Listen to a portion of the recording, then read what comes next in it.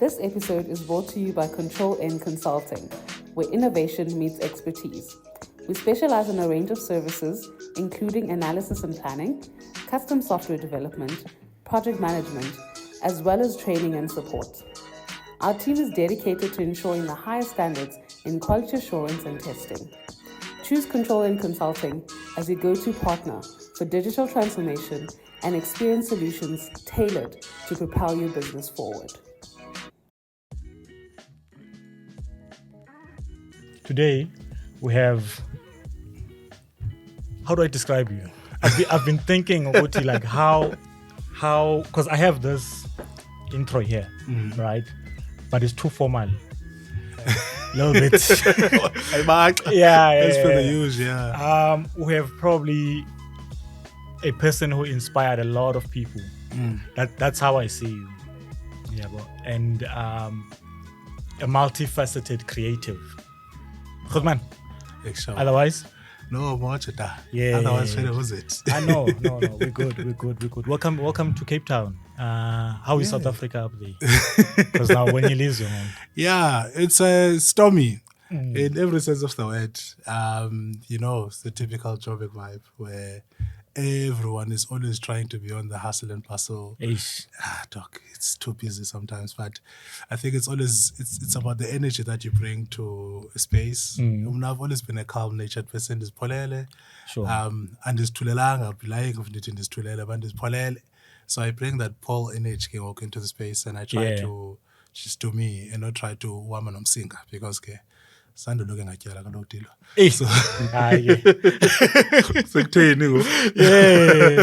So in Cape Town we have mountains and oceans. Yeah, well, you should just go around and then was born since you're not from South Africa. You're from South Africa, not from Cape Town. That's my intention. I am going to drive this city. I've missed driving here. Like, I just miss taking drives, man. I want to drive randomly to Kalpe. I want to drive randomly to Dlule Korenspain.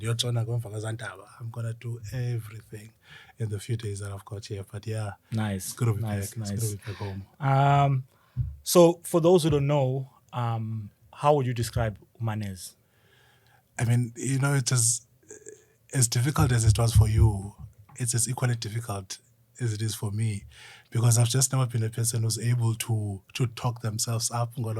Yeah. But, in an energy way we try, I'd like to call myself someone or curious. I think I've always been a curious being, and curiosity has continued to fuel decisions that I've taken or interest that I've caught up on. How does this work? Yeah. How does this person think? Just an understanding of things and a curiosity to get to know things has always been at the foundation of whatever that informs this concept of being called a creative. Yeah. But yeah, I'm a person who's got an imagination of a 5-year-old, and I've just never really grown up, and it's helped me navigate life in ways that, I could see the beauty or something different in what is everyday normal life. Yeah. And that's what sparks and, lands me as a creative, yeah.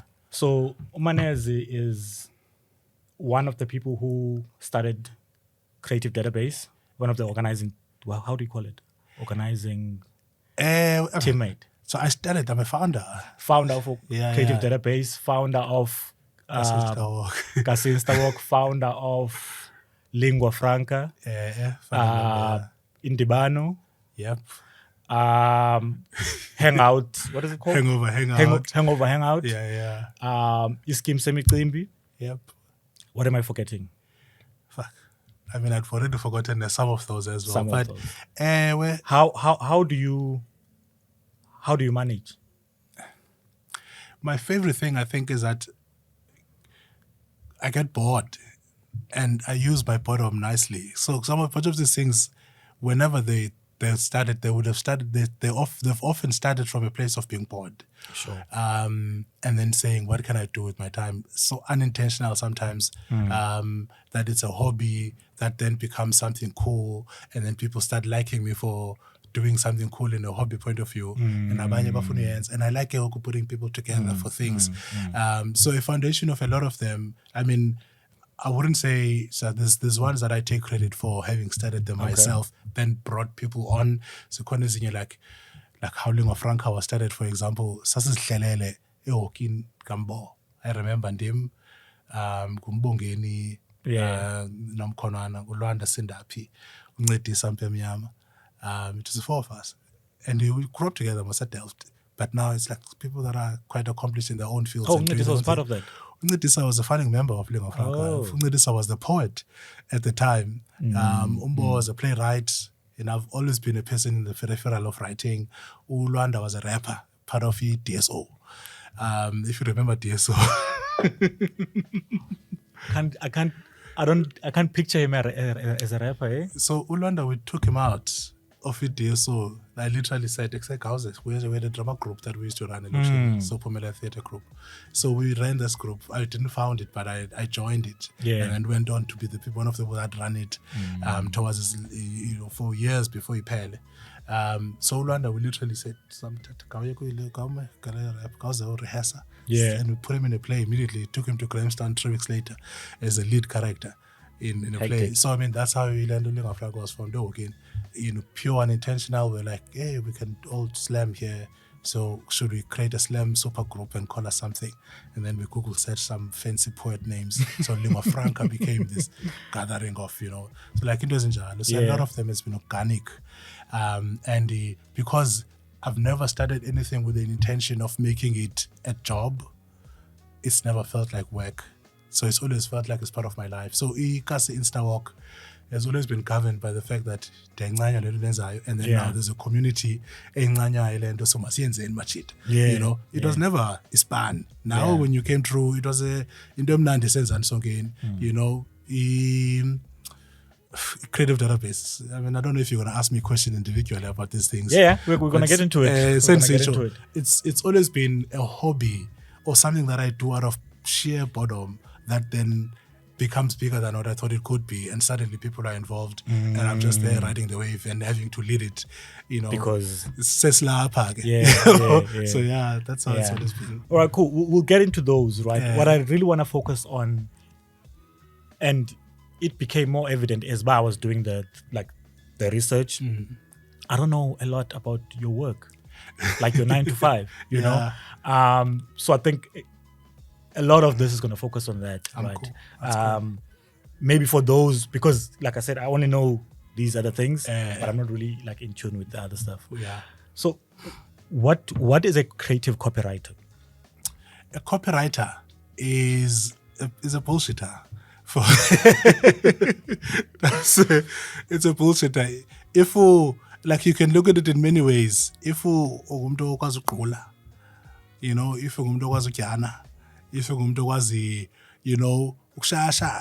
to convince people of something. I think the essence of a copywriter is, and I think I had no choice but to be good at it because so it's the ability to create messaging that will resonate with people and attach it to a brand, or create a messaging that makes sense to a brand's need and how you connect it to people in a meaningful way. And I think in essence, that's what it is. So it's rooted in understanding people and understanding brands and understanding human behavior, and then saying, how can I package a certain product in a way that it connects and sells to a preferred audience for that brand, in a way that speaks to them either emotionally or connects to what is their immediate need or an anxiety, depending on what that product offering is, for example. So you come up with ideas to sell products and brands and services to people, and manipulating them to deciding that's what they want. Is it coming up with the idea and then writing the copy for the ad, or is it just idea? It's the whole process essentially. You get a brief that says, here's a problem. Okay. We have a new car coming in the market. We want to connect to an audience, a particular audience. The motto maybe. Hold on. We have a new podcast coming on the market. That's the brief. Okay, cool. We have a new podcast coming on the market. The market is saturated. There's a million podcasts out there. YouTube, you open it, needs is really. Who do we want this podcast to speak to? Right. what is it that we can serve to those listeners and viewers that will make it worth their while to spend the next 45 minutes to an hour listening to two people talking to each other? What is their interest? And then you can start scheduling guests. You can start creating an energy, look and feel that appeals to those audiences. Do you know what I mean? So then if you are, can we talk about other podcasts as examples? So if you are a MacG, for example, you want to appeal to the gossip audience, people that want to be lighthearted and laugh and just have a Monday afternoon after work of, just laughing at things that have happened and everything and anything in that sense. Or, you've got that panel energy and all you want to do is discuss, social issues and break down, subject matters that affect Africanness or black peopleness or whatever it is that he wants to identify with in terms of an audience. So it's finding that niche energy. Yeah, but then if this is about, young black professionals from a Lukshin, then you know that you're looking to connect to those people who are the kind of faces or voices that can bring authentic stories to the table that allows those people to see, to be inspired, to relate, to connect. I think then you kind of look at it that way. And then you would write copy again, whether it's like a headline that is going to capture the essence of what you are giving to the people in a way that makes them feel like, yeah, I want to check that out. Speaking of copy, how just maybe another, like the process, how do you split it from print to, let's say, radio to TV, for example? So, I mean, obviously to be articulated in the brief, okay. Right? But in a world where you're coming up with ideas just on your own and you want to prove that it can work in different platforms, the key thing is the messaging, right? What is called the golden thread. You want to have a consistency in what you are saying and how you're saying it, but you are able to express it in a way that connects to the different platforms. So you know that in print, maybe you have a headline and a blurb, so you can be more articulate in the body copy because someone is opening a newspaper or a magazine and they're able to read more. But if you're in a billboard, all you have is 3 seconds and you have that headline, and it has to be no more than 5 words, for example. As long as you know that you've got a consistent messaging and then you understand that each format or each platform has different rules and limitations on how you can express that messaging. As in you need a strong, solid headline because you have no subhead to support whatever you're trying to say. So you need to be really impactful with those words. As in you can be more playful. Like radio is my favorite way. I love writing radio because at least you're going to flex, and build a story up, sometimes you only have 15 seconds to make that happen. Sometimes you have 30, sometimes you have, 60. And then it's the same even in the TV space or in the social media space, whether it's writing captions. I have a bone to pick with your industry though. Why is it that when you're doing black ads, there's always a gimmicky character? It's never a buy this laptop. 15,000 rand, and then that's it. It's always some very like super hood character thing. I mean, I feel like fair point, right? And I mean, I don't know if I have the authority to speak for the industry, but I think for myself as a creative, I always pursue authenticity in terms of how I express conversations that engage the audiences, and they never really lend themselves in a space where you have to be over elaborate and be gimmicky. There's a thing, and I call it the Joburg creative thing, where there's a lazy approach to doing things, and it often just sells easily because clients are familiar with that way of expressing stories. And so like Landioba, this is dedicated to Abo Makoko. That whole gimmick, I can't stand it. I had to write a script like that last week, and I was like, what are you doing, bro? Like, I was judging myself as I was writing it, but luckily they didn't go through with it. But they asked me to kind of put that kind of script together, because sometimes kuko a brief will dictate sometimes what you should do. Like I got a brief. And then I call you you can change things. You're flexible within the parameters of the brief. Sure. Like you make a brief by a very specific AT. We need to play into Kid December boss. I'm like, it's 2023. But we need to play into Kid December boss as an NH. That's a brief that's sitting on the table. Yeah. And so we try and, come up with alternative ways of expressing that feeling, that emotion that says December is here, but without really leaning into, that trope and that stereotype. But after a whole series of reviews and, top tier ideas and clever ways that we go in the feedback, we prefer the simpler, version and the way of doing things. And we ended up with a line that lands that December thing. Yeah. But luckily we didn't say Kid December post. But sometimes it's in the brief and that's all you gotta do.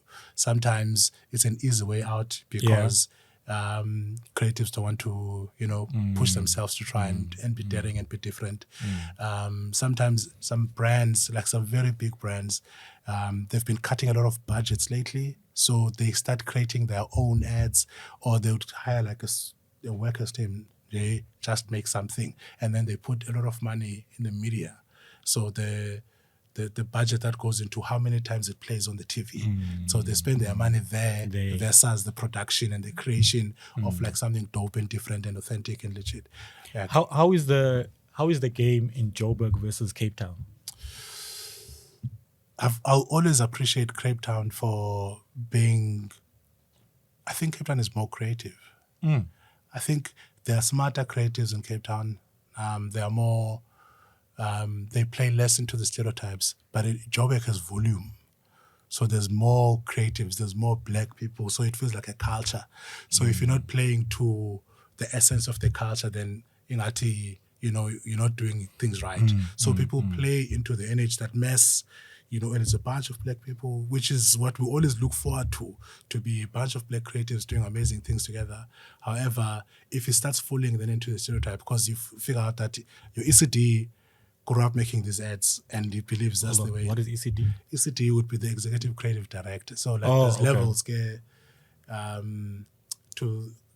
the ECD is the equivalent of a managing director of a company. But managing director would be the business side of things. ECT would be the creative side of things. Then you've got a business unit director this side, and then you've got creative directors this side. So that's a level lower. And then you've got creative group heads, and then you've got senior creatives, midweight creatives, junior creatives, and interns. So basically, this is Limela, the creative. This is Limela. Okay. So ECT would essentially be the person who runs the creative studio. I mean, the chief creative officer was like an equivalent of a CEO, but that's usually the person that owns the company. Okanye, they've been at it for so long that now they are responsible for the creative product that the entire agency produces across different maybe offices.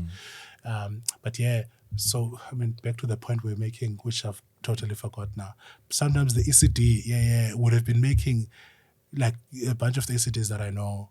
Some I can call Krotman, mentor's friend, Abanyabab. Yeah. They grew up making, we've been having it, those ads, that iconic ones, but they were all leaning towards, the stereotypical trope, and it was cool at the time when we were laughing at it. But because they've achieved excellency making those kind of ads, so you feel the pressure as a creative that's follow the same path. Because Galugu, that's what appeals to them, that's what gives them that nostalgia. So to try and be daring and be different is not always rewarding, especially in the agency space where ego is the government half of the time, or if not most. Try and adapt or perish, essentially. I want to show you some of the stuff you've worked with on, right? But before I do that, ngaphandle kwezi usipane kuzo wena, ne? What are your top 2 favorite ads ever? Be it print, radio, or TV. So I mean, it's the work that I remember as a kid. For me, I think that's what. There was an old radio ad kumhlobo wena ndisixhosa Disprin. It was a song. Like Lathi yabalisa story of how he's a bricklayer and he works hard, but now he's got a headache because he's been laying bricks in the sun, and but icula ngengoma. Like it goes, hey Tampinchi, ndinguthemba umakhe. Okay, I remember that. Konke, ngestena nodaka, xa ndizinxibele ii-gloves zam. Ndiza kucula lingoma kodwa ngoku hayi madoda alitshisi ngumhlolo. Yeah. I don't know if you know the whole thing, but it was narrating a situation that it's like a day in the life. Day in the life, yeah. And then he says, kuyatshisa, and then I've got a headache. So ndasela idisprin, yabulala zonke inhlungu. And ngoku ndisigqibele isibhani sam, ndiyagoduka nomvuzo wam. It's got a happy ending, dog. Yeah, You know? yeah. So you literally lean into a lived experience of a person you never pay attention to. Yeah, but a normal bricklayer that's just there doing his job, and you can see the conditions that he's working under. So getting a headache is most likely a thing that's consistent and persistent in the world. So to kind of create an ad that understands people to that level and be able to build a narrative. So for me, that was one of the dopest ads that I've seen. And then what would be... Steve Offer. Don't know if you know Steve Offer. Steve Axe. Yeah, when they introduced the Axe, there was the Axe spray, the body spray. Uh-huh. Yeah, when I was pushing was ne Axe still. Yo, siyawalahla amasiko. Yayi-ego. And then bayichintsha to i-Axe. Okay. Mrs. Spray ngathi is attract amacheri. So call her out ifika aza amacheri sekas. Yabo kho lezi sigantsonso ihamba nama-charges ke yonqonqoza gugugugu yes Tivovo yes Tivovo, and then ivula ingqele iphole nxibe igown bethi fan endlini ivule ne-broken English, and I kind of like how it felt like it said, you want what wena? Yeah. It's my lover. Your lover. Okay. She's calling name of yours in her sleep. She screams, oh, take me, Tivovo. Me, I'm yours for forevermore. And then, I don't know. How do you do it? Yeah. Kuthena amacheri ethu ekhala ngawe. Xa vele ucinga ngokugcwala amacheri endlini. Spray like Axe. Stupid, but it was so cool, man. Yeah. Like, I don't know, like confrontation. Yeah, but so I like authentic stories and entertaining shit. And it happens to land a product, even if you know about if functionality is not true. No one has ever sprayed the Axe on dog. Yeah, but the sentiment of that's what it does. It makes you feel like you're that nigga. Those are my, I think, top of mind that come to mind. Yeah. Yeah, my two favorite ads. And I don't know if you can talk about your ads that you worked on, your favorite. Yeah. It doesn't have to be your current. Yeah. But yeah, just one of my favorite projects that I worked on, it's actually what led to an ad, but there was a pre-campaign that we did. This is now early in my career, right? Because how I got started is a weird story in itself. But early on, kufika a challenge, I worked at BBDO. This is I was still an intern. And you never get to be given like dope creative opportunities, so you must find something and make it dope. So kufika you learn, can I mention brands? Yeah. Kufika a client. As long as it don't get you in trouble though. Yeah, this is good news. Okay. Also andoyiki mtu. Just andoyiki mtu. Yeah. So nothing's gonna get me in trouble with anyone. Odemista. The problem with Odemista at the time is that they're brandy, but they're not a South African brand, most Odemista. So the price point is slightly more expensive. Distill used to distribute, but they were not the originators of that brand. So it was slightly more expensive because there's costs, that are attached to the fact that it's owned somewhere else. I think it's a French brand. So Odemista brandy, it is 20 rands more expensive than a Viceroy, and maybe 30-40 rands more expensive than a Commando. So emakaya sales the Odemista ziyadropa because abantu bathenga i-Viceroy, abanye bathenga ilento for the victim bathenga i-Commando. Yeah. And then go to how do we increase our sales here? And I think that's what helps defines me as a creative, right? Is this insane ability to get people and get the social dynamics as a corner in order to create a compelling campaign that puts them in a position where they feel like they have no choice but to get this product. So we want to do an in-store campaign and we want to do a couple of billboards and whatever. And I remember emakhaya, and I spent time as you know now, we go to cookie rankings. yabo, and it's not just esidodeni, ku-rankings nasemakhwenkweni. So Yeah. the lowest ranked person ijongo, and then kubekho unongena, and then kubekho inkabi inkwekwenala, and then kubekho unosala ochothayo, and then uluke ubelikwala, yonke loo nto le all the way up ke to ixhego. But kubekho this energy of respect as well, where xa umuntu umfila uthi yabo laa ngwenya. Sure. Yabo. So ndithatha la concept yengwenya ndiyipositione as i-superior tyhan, like a senior tyhan energy. So we come up with a campaign line ethi ijongo emva lixesha lengwenya.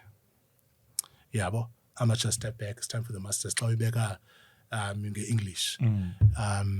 But that informs and it speaks to i-pride yakho as i-out, because awusoze ube ijongo. So technically in store, what we do is that ebo i-brand is bakusho khona kwi-aisle. Yeah. So that's, we say i-order mist mabeke eqaleni, and then plan all the other brands. But then after order mist to the next one, sifaka i-shelf liner in the message ethi ijongo emva. Yabo. And what does that do? Xa ufika uyothenga, awusoze uthenge ijongo dog. Uyabona la welia. So that becomes a festive campaign specifically tailored for the Eastern Cape market ngo-December. Right. Where kukho imicimbi eyenziwayo, akho umuntu ufuna uthenga ijongo, because kaloku ngoku we've planned it and sifaka kwi-billboards. Yabo, yonke laa energy, and wonke umuntu ufuna uba ingwenya. Yeah. Especially xa uspenda imali yakho uba ingwenya, you are the man. And December is just for spending. Exactly. Bro, zanyuka sales. I remember in like mid-Jan, Wafiko Genius was a client at the time, and he was like, who worked on this thing? You know, and has given a supply of Futuala as a danko, you know, because of the fact that we could think in such a authentic way that that land, and then that builds up to a campaign which informs one of, if not the biggest ad that I was involved in, was Odi Mr. Inhlonipho Kwengwenya, the one that had Idris Elba on. Yeah. So I like how it came about and what it became in the end with Siyabonga no Idris. And we were not positioning Siyabonga as a Kyongo, but as someone who looks up to Lengwe. And then we had Idris Elba try to say that line. And he says, and then he corrects him, Siyabonga, because the intention with that is to say, even if we you can still learn from the people that you're mentoring. So even that correction thing. So it was like such a true essence of what we stand for as Abantu. And it was perfectly encapsulated in what the brand stands for and the spirit of that brand. All right, cool. Let's take a detour and just talk about iSkeem. Yeah. What is iSkeem? How did it come about? And are you trying to build your own agency with iSkeem? You know how iSkeem started? I didn't want to have competition. Okay. Because I can see Ubulungu's and quite almost way. Yeah. Uluvoyo, we trained Uluvoyo and mentored him. And we can see from maybe KasiInstaWalk. Uba. Now, you remember when we did the project here, the extras clan, the Young Pope. Stadium, The Young Pope, the Young Pope thing, and then everyone was buying cameras, and I was already in that space where I was starting to commercialize my photography, and everyone was motivated to commercialize their photography. But then I realized this thing, we don't have to compete with each other, right? But we can just work with each other in a way that is beneficial to all of us. So what do I have at the time? I've got some level of access to some events through the Indibano setup. And so every event promoters yakwazi untouch. And one will tell you, I get tired of taking pictures of people, you know, and I want to take 2 pictures. So ubulumko une energy, luvoyo une energy, uvugile, if you remember, uvugile une energy.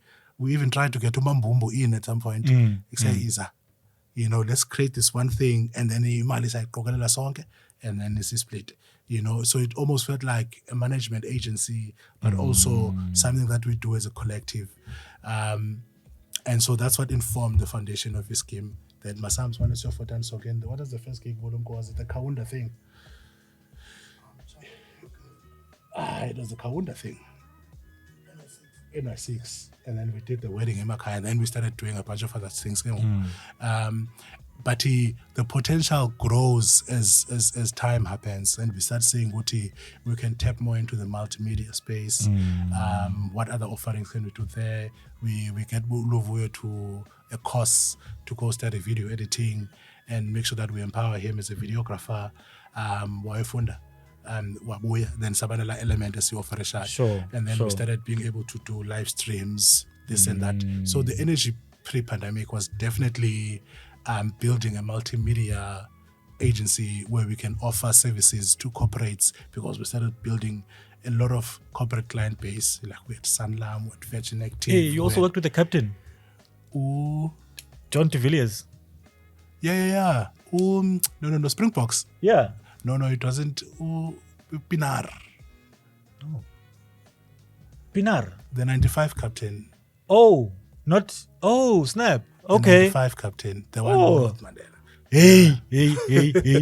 But he's doing a voiceover. Oh, he was doing a He was doing a voiceover. voiceover for a new project that he was an ambassador of. Didn't you shoot? Oh, DSTV. Hey man, John de Villiers. John de Villiers. John de Villiers. You don't know John de Villiers. No, I remember him now. I mean, he didn't win a World Cup, so. I didn't say he won. I said the captain. Okay. It's easy to forget. It was a DSTV thing. Oh, okay. With a DSTV prize giving thing. Yeah. Where we were. Hey, how do I go with it? There you go. Yeah. Yeah. Yeah. I mean, you see, it's easy to remember you if you left a World Cup, because we remember Pinar, we remember Smith, we remember Collis. You also worked with Smith. No, you just say captain. We remember World those Cup. captains. Okay. No, he because he was an ambassador for Supersport. Oh, Yeah. okay. So they were doing a prize giving of some Toto won a Baki. Yeah. Based on subscriptions as Batalayo, let DSTV, yeah. So they picked some guy and he yazi kuthiwa imali ayilandela imali. I remember Mawande sesithi imali ayithanda imali, because Lauti, he runs a student accommodation, a couple of them, Stellenbosch. Yeah. So he's installed a bunch of DSTVs there. So he's bound to be a person that pays a lot because more. Subscription, yeah. Yeah, but I'm making a vara, bro. Nice. I'm making a vara. Go see head to song. Yeah. So he was just giving the prize, Yeah. Okay. So now iSkeem has done like a lot of work. Yeah. How are things going currently, number one, and what's in store for the future? I mean, we're having to recalibrate, because I think the pandemic happened. The pandemic hit us hard. When Bona Facebook members posted from yesterday, but during the pandemic days, Sure. the city, it's the first time. So not December empty on gigs. Yeah. Do you know what I mean? Yeah. Like we're at December with nothing that year. And it was the first time for us in like 4 or 5 years, because we were carrying so much momentum. And then we had internal issues. Okay? I mean, I don't know how much into that you want to go, but we had a bunch of internal issues, losing gear, in weird ways. It just became, I think, especially when we were hitting lows, and then people started looking for work more independently. And we're very encouraging, because we never wanted to hold people back, and growth has always been part of our plan to say, how can we bring you in through KasiInstaWalk and see how dope you can become, and then maybe we get you into Semicimbi based on all of that, and then we see you do well here, and then hopefully you can go and be independent after, because now you've kind of gone through a system that allows you to understand the creativity of creating photography and the business of running a photography project in that sense. But I think yenzeka ukuthi maybe slightly a bit too prematurely, because then we're not unearthing talent fast enough to come and replace when Luvuyo starts getting work elsewhere, Bulunko starts getting work elsewhere, and suddenly it felt like we have to compete for their time as resources, because ultimately people are resources and the offering that they bring on the table. So Luvuyo got a job, for example, and he became dope doing his own thing, and we were ever proud of him, because we could point and say, yeah, it's a spanny leader. But at the same time, we find that with booking gigs, are we able to manage and meet those client expectations, dynamics of that nature. And then the pandemic hits, we don't work, and then we come back, and izinto ziyenzeka siphinde zingenzeki, but we're holding it down. Yeah. Nonetheless, I moved, so we've got a very online way of working. Nobulumko, he's down here, I'm up there. And we still try and get business. I mean, we've had a decent year, Bulumko, haven't we? It's been okay. It's been a decent year, and it's been mainly me and him, doing this the thing. Bulumko is here working, and then would always resource get additional people. Yeah. So now we kind of bring people in on an ad hoc project by project basis, and it's just me and him that are pushing the energy. Yeah. So you're saying iSkeem is a result of KasiInstaWalk. Definitely. Right. Ish, whenever I think about KasiInstaWalk, I get a little bit emotional because, hey, bro, that was it, man. That was a time, yeah? Yeah, that was like, I think this weekend I was looking at some of the pictures, like, actually, let me see if I have them here. Can I do this? Will it work? Yeah. I was looking at some of the pictures, yeah, well, and then obviously I picked my favorites, but let's just go through all of them, né? Okay, well, as many as we can, and then we'll just go down memory lane and just there were so many. Okay, let me just say this before. I didn't know. Okay, Ustifla, I knew. I didn't know Luvuyo. I didn't really know you. I've done creative database things, lingua franca things, but from a distance. We weren't connected. Yeah. And then pretty much everyone in that debana in Maziongoku is like foundation lab, like models. Some people I don't even know what they do, but when we link up, and then that's such a movement, bro. Asanda, So what was look at us here being I'm a para of note. Just like Sappy phone. It looks like yeah. Like the thing about KasiInstaWalk, I don't know. It's not. It is so, maybe if you full screen then it might full screen. In the screen, yeah. Where's my mouse now? Yeah, but when I get this thing of being but yeah, man, I think the whole KasiInstaWalk thing. Oh. How did it come about? So I was an early adopter ka Instagram. Oh, there you go. Yeah, bo. And the papa, as I told you, curiosity, will always be, a problem for me. So I was an early adopter of Instagram when it was coming through. And I bought an iPhone. Then I done the interns on the iPhone 4. So I take iPhone 4 and I started taking pictures, and I'd post them on. So actually, I used to edit random people's photos using Instagram filters. Yeah, and then I'd make myself cool in the social media in Facebook streets. Go on, like take the picture and edit. We say effects and whatever. And then I would create a bunch of these things. And then that led me to doing more Instagram posting. And when some of my favorite photographers, Craig Hose, at the time, he was starting up. But Insta Meets, it was called Insta Meets by a bunch of people, were starting to pop up in Cape Town. What was annoying for me was the fact that everyone wanted to climb Lion's Head, everyone wanted to go to Woodstock, everyone wanted to Ops, everyone wanted to go clean up the beach. And that does not resonate with me. I was never really interested in taking pictures of Lion's Head because I've seen a bunch of people taking pictures of Lion's Head. And there's not much you can take pictures of because the trail is so specific. And I remember in the city, man, can we do elokishini or whatever? But bayenza like a charity thing, like elokishini. Like we go to soup kitchen in Danone or something.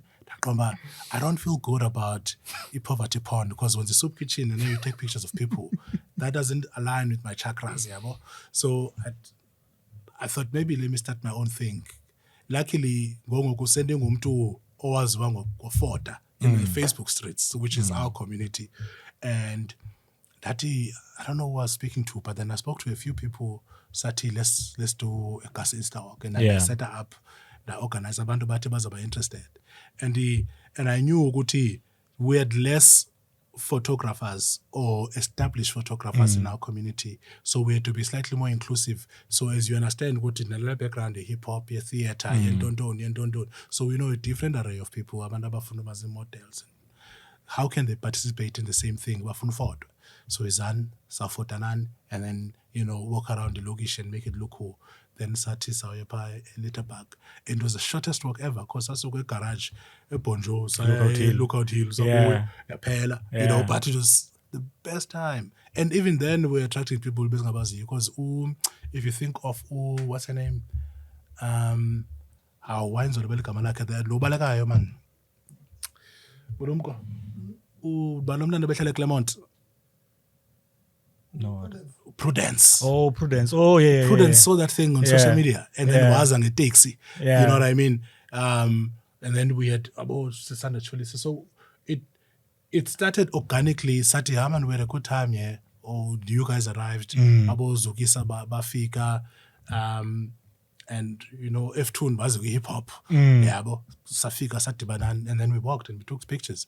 And it was cool. Sati Masinzen again next week. Yeah. Suddenly we were building an organic energy where people were seeing these pictures that we're posting online and the phone would kill them. And I remember. I think I missed 2. Yeah, I was like, damn. I was like, yeah. I liked how it was just authentic people just wanting to. I think another thing that really made it a success is that we were not doing it Kundawe one. It's this area, this most Cape Town townships we visited. We went find one. Chances are we don't even know anyone there, but we're like, hey, we went find one. Let's just find one person.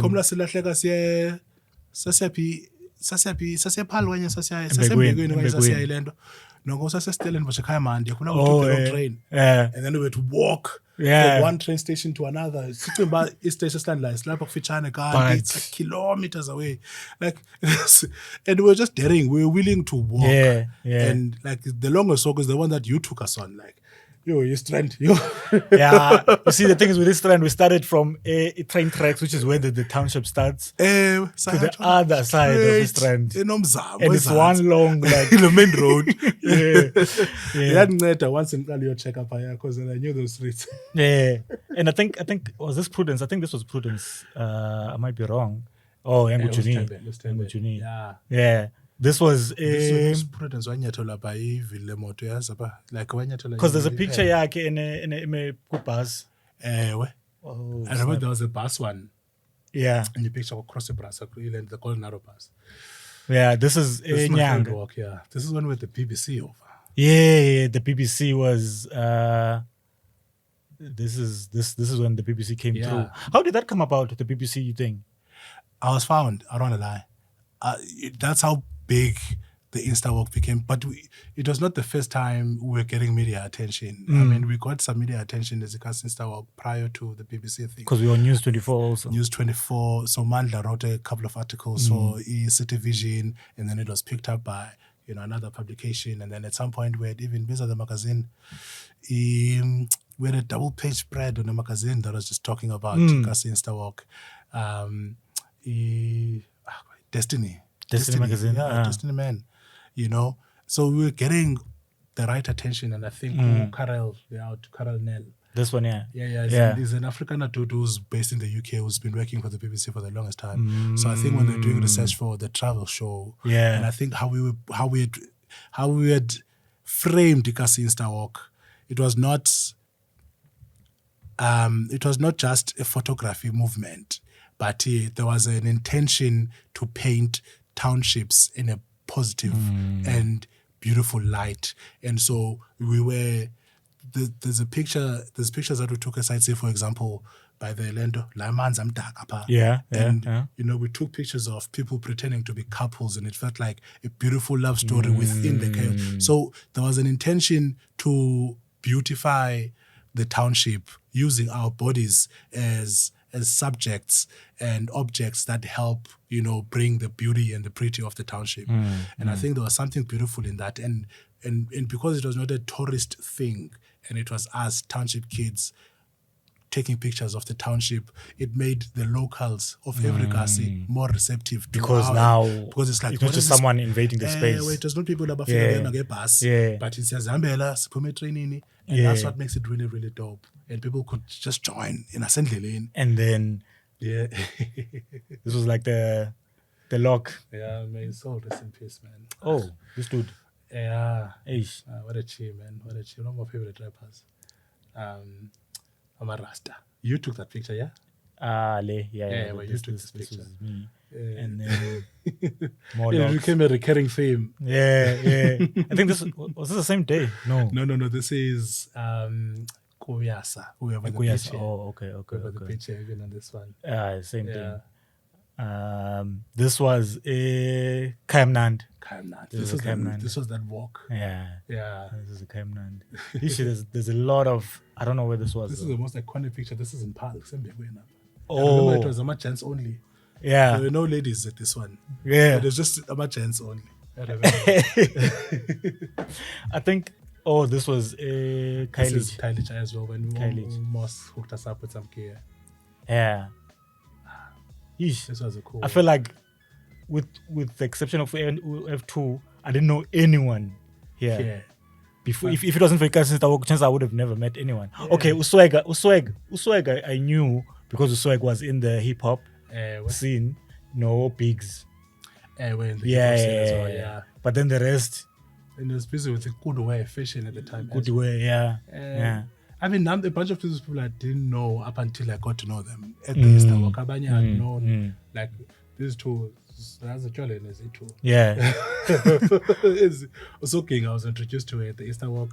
Uzanele, I met her actually now. Yeah. I remember we passed out a pavement in Soweto the first time we met, waiting for a cab. Yeah.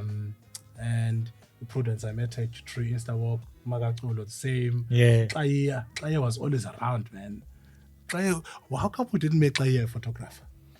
He was never interested in taking pictures. Nah, he was just there for vibes. Just there for vibes. Yeah, for vibes. Vibes. He was the clown of the setup. Really, really cool. Uluvuyo, I met him through Bulumko. Yeah. Uluvuyo didn't touch the camera before he joined KasiInstaWalk. Yeah, because I remember he joined us in Mbegwin. Yeah. Mbegwin. That's And when he I was first like met there. him. Yeah. You know, and he was in his para era. Was in the para. His para. Was in the para Uluvuyo, my lens sauce.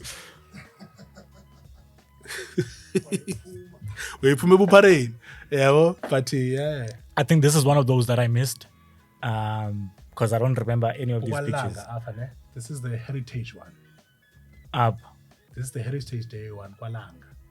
I remember Yeah. This was a cool walk. This was my favorite.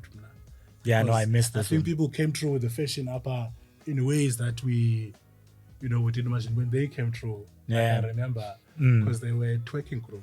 They were a twerking group. You know, this is what I used to tell Amachita, like the crew from Strand. You know what? We must always come prepared with KasiInstaWalk. If maybe the last one didn't pop as much, it doesn't really mean the next one won't pop. Let's always go prepared. But the key thing is not to rush. You get there, you check out the scene, you be like, okay, cool, what's happening? And then, because Estrand, it was just more than me, Blue, and F2, and I really enjoyed the Strand walk. There were a lot of like Strand people going to KasiInstaWalk, but Bona, if this one kind of not what they were expecting, then they're like, nah. I think photography-wise, the Strand walk is underrated. We took some dope images of Strand, in my opinion. And it was because we're moving through different townships within the Strand umbrella. You were seeing different environments from under the bridge. If you remember, from a train station, which felt like a middle of nowhere, all the way to the clustered Kasi, and then and then we went to the shopping center. Like randomly, we found a TV in a screen and we used it as a frame. Like photography-wise, I feel like that's one of the most underrated ones. And we had some really good-looking people. Remember Sisonke Soso? Remember Anita? So reach out to me, so Sango send the Who's Sisonke? She's like trying to be a priest. Yeah. Southern Cape. What a loss. This was the Finyanga.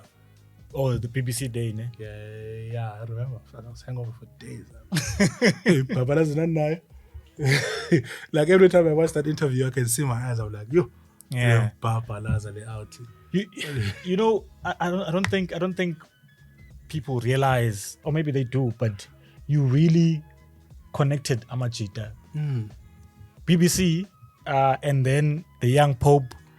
Chances of me showing up in some series from Europe, are like, was it Europe or America? I don't know. I mean, it's a HBO. HBO It's America. an HBO original. Yeah. Chances of me showing up in a series are like zero. Yeah. But because of CasiInstaWalk, you were like, yo, come through. Let's go do what we do, Pana, and then just pretend to be doing what we're doing. And as much as the DMS was a thing before CasiInstaWalk, I was always looking for a space where I can really like take pictures. You know. And then now meeting Amanda Banjongo, Gungo Stifler, Ujunia, you know, like people who can take like this thing good seriously. pictures. Yeah. You know? So now I go from I'm good and I'm okay, and then when I'm around the guys, I'm like, ooh, Yeah. you know, because if for example if you check Junior, Junior is like taking pictures. The last thing, his mind is already like framing He's up built everything it, else. he's You know what I built it mean? up, yeah. So when I'm around them, I'm like, these guys can take pictures. And then now enter Uluvuyo, Protege. you know. And then I was like, dude. Like 2-3 walks later, I'm like, yay, Protege. this guy is killing He's a it. protege. You know, that helped in Bega, like in a position where they don't relax. Yeah. You know, as a result, or like back home in Strand, we are always like, okay, cool. If so and so comes through, if this model comes through, let's try this. Where's the blue head? Like, Concert for days. Yeah, you know, like, okay, if this one comes through. Hence, we ended up doing a lot of shoots with Osiaka outside of InstaWalk. Yeah, I you know, Christy. We took Christy, me, Christy, Blue, Uluvuyo. We went to the beach. I remember those pictures. You know? Those were dope. Yeah, because it's like, the next walk is either too far or It also doesn't give room for sometimes that freedom. So I think the one thing that I appreciate, I thought you calling out, and I think I appreciated as well, was the fact that it raised the level of competition. It made us take this thing seriously. Those that were just coming in, I was just taking pictures with my phone. Yeah. And then I felt the need to try and, grow my ability as well as the founder of this thing. Numbers can't be conflicting. So suddenly I went from taking too many pictures to being very specific about what I'm trying to do. What are you trying to do? Yeah. But then obviously there's instances where you want to build a concept and be conceptual about your energy. And that's where you guys came through, where then you would go and say, it can't happen within the parameters of the walk because it needs a focus and a certain attention. So to go in and connect with people from the community, because I think that's the beauty of what we started, right? It was a community. And this is an example of a community where these kids, I don't know what, they were playing up. Yeah. And then we just came through and we're like, hey. This was the way, wasn't this the kids from the orphanage? A bunch of them. I remember we went to the orphanage once. Was it this day? No, we went twice to the orphanage. The second time we were doing a play day upper. And other kids from the community were participating as well. Okay, but it was a play date, Baba. They organized a play date with the kids from the orphanage, but then even other kids of the community. So we had gone there. They'd invited us to be a part because we went to make that donation before. Okay. When we took that Superman picture. Yeah. One of my favorite images. This is an example of just like interacting with the community and making sure Guti is not just taking pictures. I call this distance between us and them. They were not subjects. Yeah, they were not subjects. You know, we all existed within the same parameters, and that's one as well. And then we had the pleasure of just being creative sometimes. Yeah, you know. And this is another great thing about CasiInstaWalk is that there were times where I didn't know where my camera was.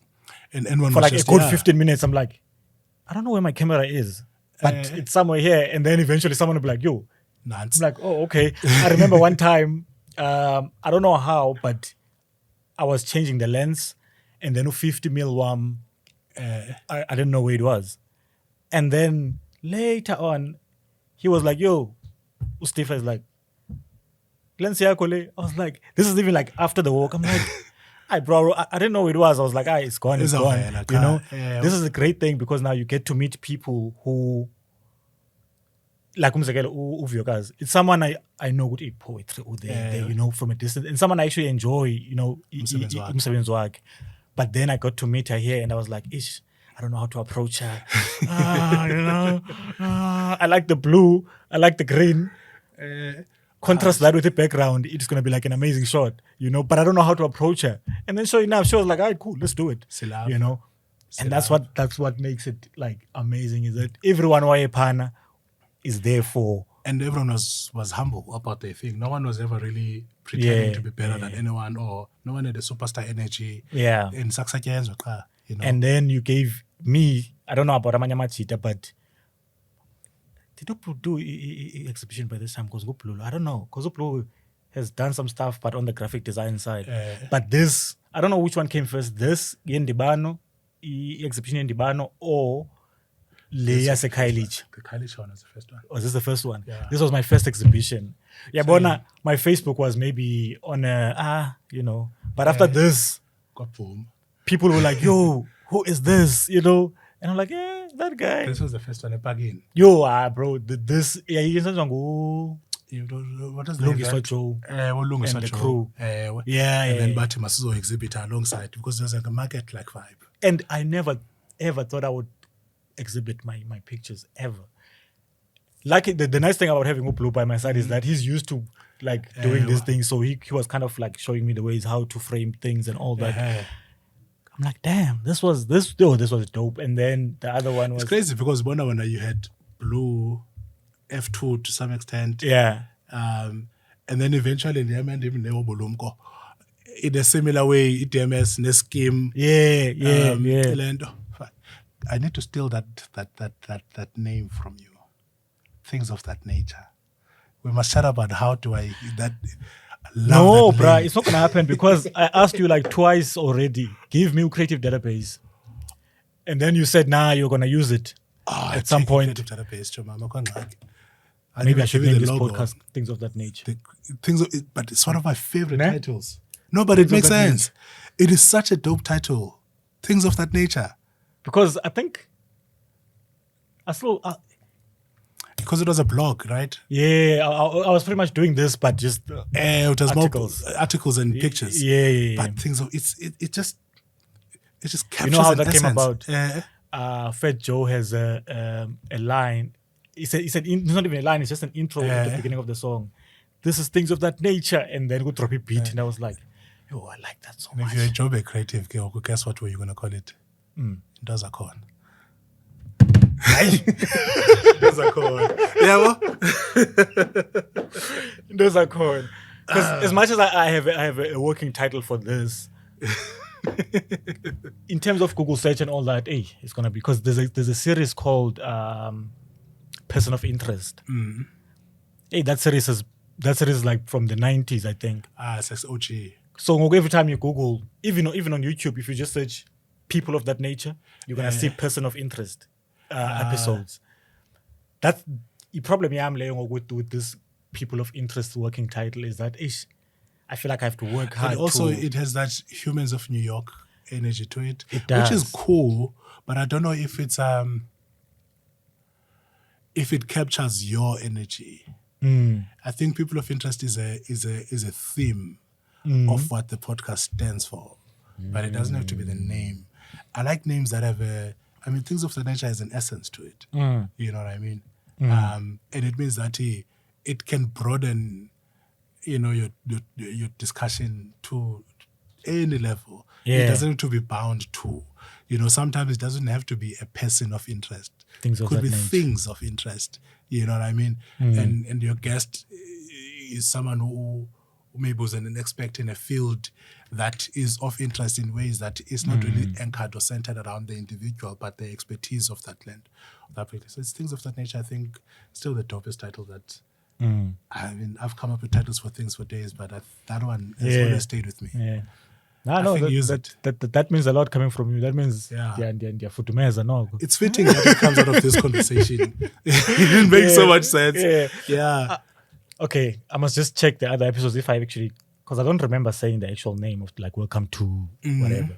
Because in my mind I was always kind of toying with a couple of titles. But yeah, The nice thing about podcasting is that nothing has to stay just because it was established that way. yeah. Things can change. Of There's a course. flexibility, Yeah. and there's a beauty in that. I think Yeah. that's dope. Yeah.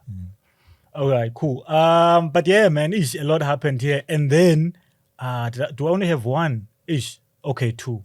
And then, I credit this to KasiInstaWalk because, yeah, had it not been for KasiInstaWalk, we wouldn't go places. It's weird that I only have one picture up, Agayonez. That is so weird. Hold on. How do I go back here? Man, I only have one picture here, ish. But that's so fucked up. Anyway, you took us to Ekushen. Oh, there's a picture at the top there. Which one? Oh, yes, okay. But I saw I had more, a lot of them. You took us Ekushen, and then you were like, guys, there's 2 taxis. Masien, who's in? And then that year, I just bought the car. So how much? They were like, nah, we're not taking the taxi. Masambe. Yo, bro, those were like, again, here is just meeting people like. This was like another level. So how did that trip come about? Because I remember we also did some activation in town. Yeah. So Ukona Mlandu is an old homie and a creative person, someone that I really respect. Like, she's amazing as a curator, and so she hit me up, Faye, and she wanted to create this concept where she hosts a festival at her home, Koabezlalin. And I thought that's really cool. So as someone from the Eastern Walk side, and we document and capture things, I guess I was a person of interest in that sense. Or we were, I was always, because it was not about me, it was about all of us. It was our dope that attracted the interest of this thing. So she hit us up, I want, because she curates, Ufe is an administrator, in theatre. Ukona has done theatre, has done visual arts, and a bunch of other things within, the spaces of creativity. Do you think we can get Faye to come you through? Yeah. Administrator in theatre. That person has a lot of stories. Faye is so dope. Do you know Faye was curating festivals in the Netherlands? Curating festivals in Joburg just the other week. And then she writes opinion pieces for Mel and Kadian, and just in the arts. She is a world of knowledge, and she underestimates herself so much sometimes. But I'm like, yo, you're so dope. I must fucking square up. I know, Faye, we can Square make it one happen. time. We can make it happen. Now we can call it. Yeah, one time. Call it. All right, cool. Yeah. No stress. Faye's dope. No, even Okona, if she's this side of town. Is she in the Eastern?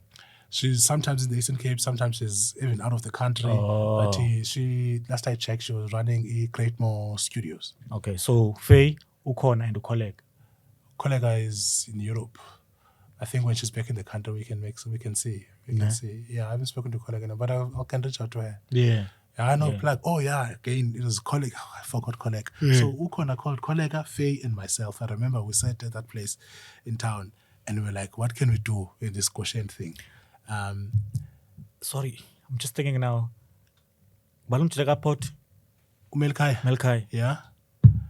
No. I mean, he's going to this, to the Eastern Cape on Friday, but he's back on the 27th. No, it's fine. Next year. Jen. Yeah. Jen. No. Happy to. Okay, Happy cool. All of these people can happen. All of them. Yeah. Yeah. Shout out. I hope all of them can happen. But this is Dalaza. What is Dalaza fiction? No, I did earlier, but I'd like have to say something about it. Life is beautiful. Yeah.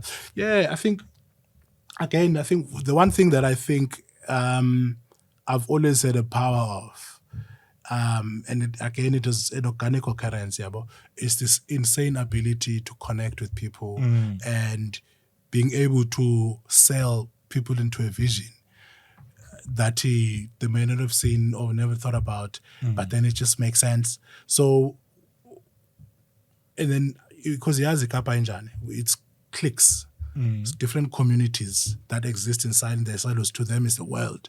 I've managed to navigate between different communities in my time here, and affect people in those different communities that they would be keen to participate in anything that I suggest, and so it almost becomes an Avengers sort of image where dope people coming in from different walks of life being able to say, yeah, we're here. And then they connect and create a bigger energy. KasiInstaWalk was born out of that thing. Indiano was born out of that thing. Creative Database was born out of that thing. Hangout, all of it. It's like being able to connect with different people in different spaces and worlds and communities, and then say, let's come together, and then you mesh them together, and it's dopeness on steroids, because it's just different people here that, on a normal day, Nama wouldn't like funny so is a G dog. One of the best actresses to come out of the city. She runs one of the theaters at the Baxter now, and we can call her homie, for example, because now we've managed to create that connection. And I think that's been the power of being able to exist across different networks and being able to create visions, sometimes unintentionally, that become powerful because people come to become powerful. People come and form part of it. KasiInstaWalk is not dope if you're not there. If Bulumko is not there, so everyone bringing in their dopeness creates that synergy, and I can easily be credited for it because I said let's. But ultimately, the dopeness is when we all come together. And I think that's another thing that you do so well, is that just because you are the seed, it doesn't mean you have to run everything.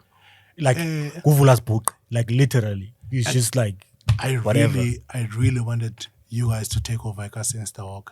Like I really want. But we don't have the network. I know, and I understand now. So I don't fault Amachita that they didn't, because it's such a daunting thing when I look at it from a different perspective. It's so daunting, the idea of being able to reach out or say something, because it's simple. It sounds simple to me because I just write a Facebook post, but I think there's an audience of people anticipating to connect with whatever that energy is, because it's a reputation, I guess. Out of sharp, sharp. So I'm keen to find out. And then I don't have those pictures here. You also took us to Lesotho, and then Lesotho. I think one of my favorite memories, the Ambano Stifler, because there was a helicopter ride thing there, and then Stifler was like, "Yo, I wonder if you can get under that helicopter and take pictures."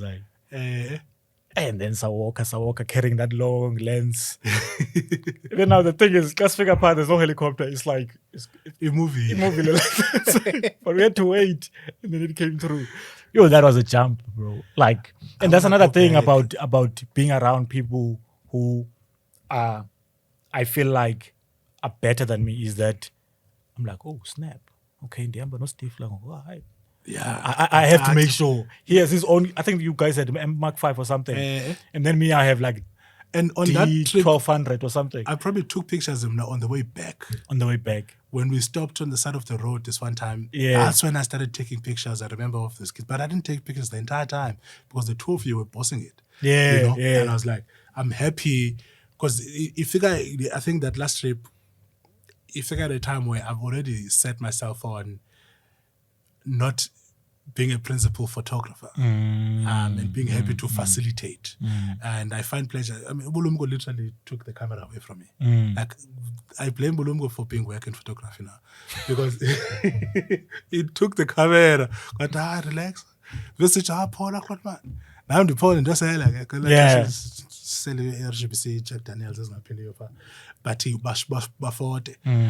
so the first trip to Lesotho. No, I only joined the second. Luvuyo, because Luvuyo wengekho kule one that you went to. Yeah. There's Luvuyo, myself, no Tabo, no Mandla. It was just us, ne? The first one. When you the first one, ne? Thabo. Yeah, Thabo. Thabo Qhuba all the way, bro. Yeah. Yo, out dedicated to the cause. Oh, Mandla only joined the class bin. Starts by 5. Because nani hamba nge-avance mas. Starts no Suzuki. Suzuki.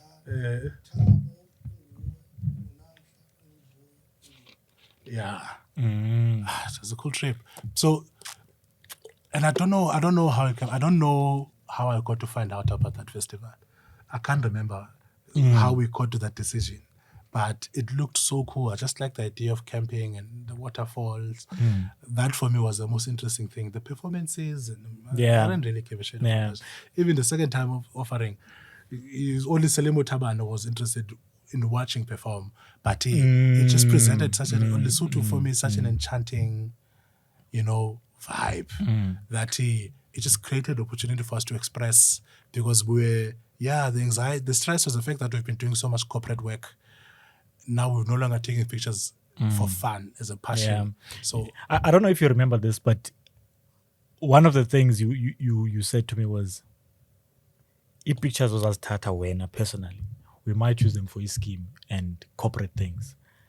And then I was like, okay, I didn't expect that, but I was like, okay, yeah, sure, whatever. Little did I know that, this is an opportunity for me to get my work elsewhere. Because if Nzauti, these are my pictures, therefore whatever. The fact that I'm around you guys, I was like, it's fine. Let's do it. And also scheme. I was like, you know what? It's fine. Let's do it. And then whatever happens, happens. Yeah. You've always been like, had this open door policy. Like, this scheme was never closed. And the class is schema song. You know what I mean? Literally, it's a scheme. I think that's the essence and the image of that. So we've never really seen people as guests into the land of the operation.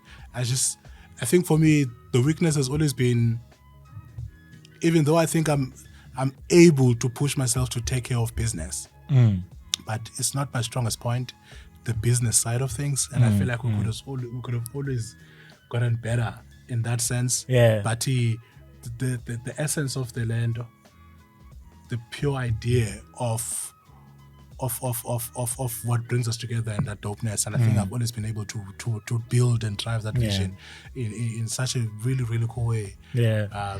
I think also anyway is that I remember, where was I going? I think I was going to Newlands for a cricket. I needed a big lens, and I was like, I don't have money to hire this big lens, and then I was like, hey, Grootman, I need a lens. You're like, it's fine. Just link up with Steve, and then, and sure enough, 2 days later, I had the big lens, and I was like, now I'm a photographer. Big dogs. Big dogs. It makes you feel. Again, it's that open door policies that, because at some point you ended up having a big, what do you call that thing? The suitcase. Oh, the studio kit. Yeah, the lights. and I could borrow anything, Pana, at any time, as long as you guys are not using it. Yeah. Your studio in the backyard studio. A bag, I had access to that anytime I want, because it was just that open door policy. Yeah. I mean, there's nothing worse than having resources and seeing them lying into nothing. Yeah. Kubulungu will tell you we've had many fights when I was still living in that house in city. Ubulungu Nomandla must come and work full time kindly running the studio, right? Because it's there. We've built a studio. We've bought the lights. So why can't we be there and run the business on a full-time basis and not only be there when there's bookings? We must not be waiting to be booked, but we must be there generating and operating in a way that isn't even taking any walk-ins. Yeah. There's never been an issue where we don't see each other as family. Talk, we're fam. I think anyone who forms part of that CasiInstaWalk conversation, who forms part of that creative database conversation, they can get anything that they want from me that I have, whether it's my time. The second you texted me about coming here, it didn't even need a negotiation or whatever, because it's beautiful to contribute to each other's growth and being able to show up for each other in ways that allow, our come up to manifest. So whether it's a resource thing physically or brain time or anything like that, and I'm not calling myself an expert or a genius in any sense of the word, but if I've got something that can enable without hesitation, because it doesn't, if I limit you from it, it doesn't make me grow any faster. It's better when it's shared, and because we're a community that's growing together, we're able to become namakopolo that we always wanted to have in our lives. A network that works. Exactly. So if we don't build each other up in that way, how do we become those people? There's nothing more beautiful than seeing people that started out as interns together in industries. Now, Omnye, Ilendo, there's a friend of mine, Umtunzi, he was my boss. And I call him a friend now. But I see how he gets business. A lot of the clients that he recruits into any of the businesses that he helps run or operate are people that are friends to him first.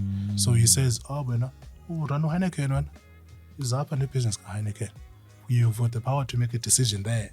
And I need that business to help you look good on the other side. So now I've started doing similar things, If a friend of mine, I shouldn't mention it, one of the petroleum companies. Yeah. And if you copy, if you ideas, them nigga even for free. Did go and shine?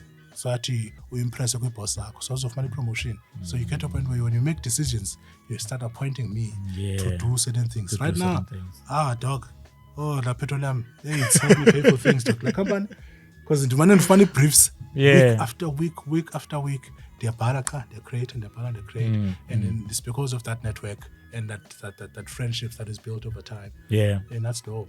Dope. Wow. So this is the I missed this is it house. famous or infamous studio? Yeah. And this, I think you were shooting Ringo. This was a Trans. Whose event was this? Remember we do Ringo and the TKZ. Was it? It was a Trans, but was it their event?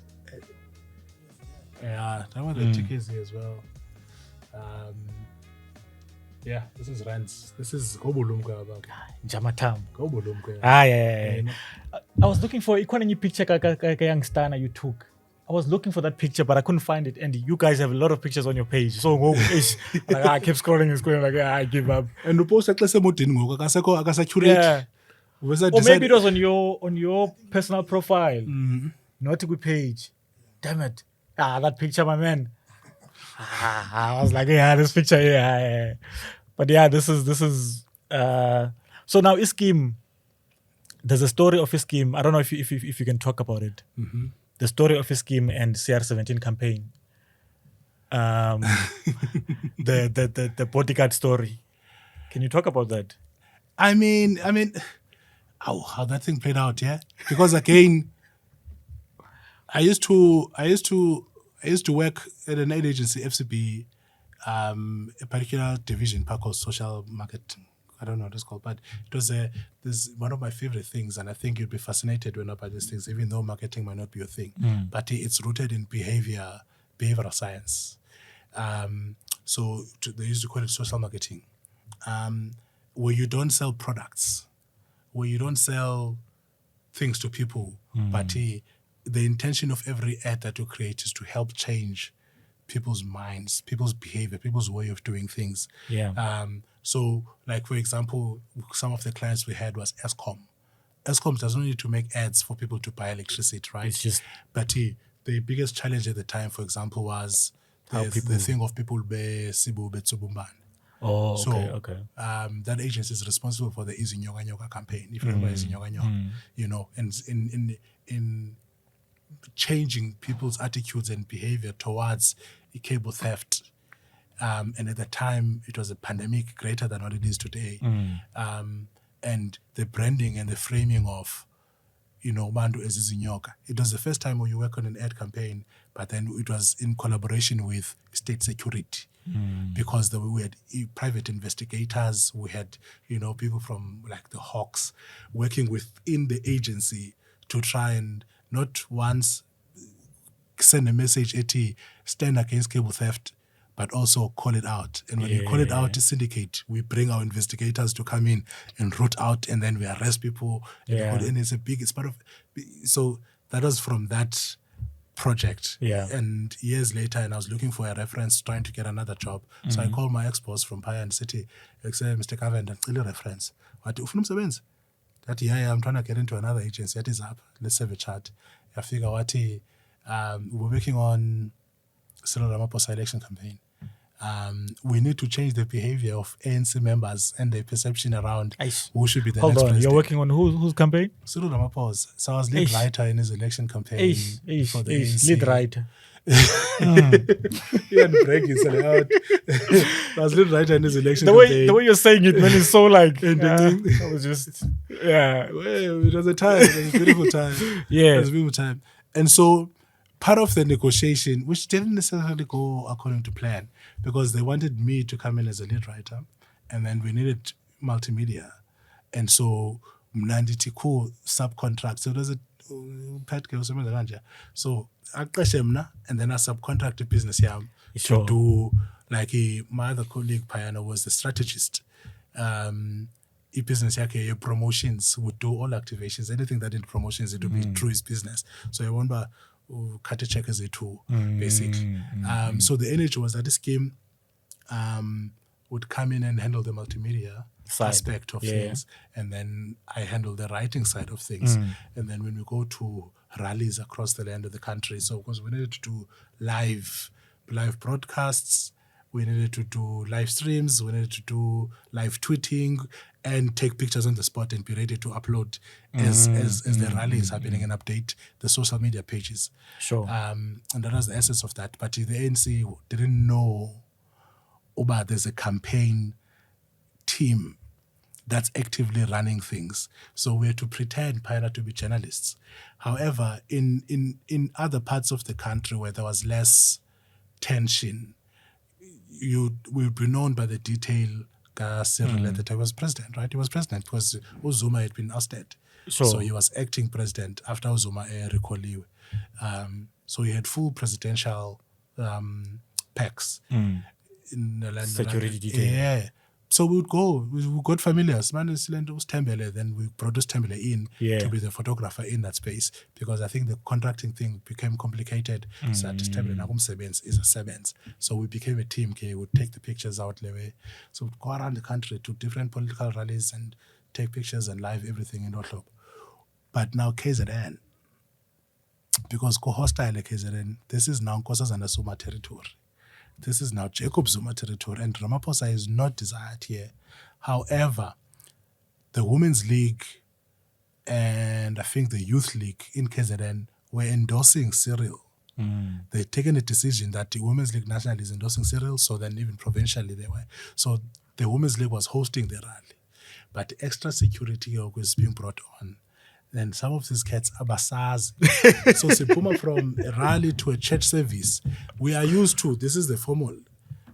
He would give a speech and then take pictures and whatever, and then Apuma shake his handler, but he would never stay. Abeng is motoing, Nati Samesung and Apollo yetu, Siams London. So wait. The presidential motorcade, where are you in the list? We are not part of the motorcade. You are not legally, part of it. But yes, we've got these cats. But not the new security people that are brought in. But now there's the army now. Okay. Because it is KZN, they just killed Cindy Somakaka, may his soul rest in peace, and a bunch of other cats within. The violence was creeping up, and there was worry and tension that Cyril is not welcomed in KZN. So Kuko, the army involved, but as part of the security detail. So Tina, like normal, we have to go to church. There's a church that we're being hosted in with the president. We have a lunch there. But this is now the VIP situation. Sipuma from the stadium, Sitendlelen, Stembele again now, Yamas. Up ever got a motorcade. Like when it's there's a very straight road from the stadium to the church. But now they start taking detours. The motorcade. But it's landele motorcade tina. Noba kuyapi. Kanti njengoba bethatha detours bayathetha ukuthi akusekho le polo ilanda beva kwethu. There's a polo following us. asiyazi loo nto because it's not like we have access to the conversation and everything. Sathi xa sijike esinye istrato bro, sasijike eziyi-4, was 4 or 6, yeah, but 6 of those X5s zenze u-U apha endleleni. So singena sesidrayiva into that U with the polo. simise vule zonke iifestile zaphuma AK-47 jika. Time is trying to explain. Did he say jika kodi? So he's trying to like, He's no, trying this to is what's explain. happening. Did he say jika? Reverse, we'll see it later. But naye was caught off guard.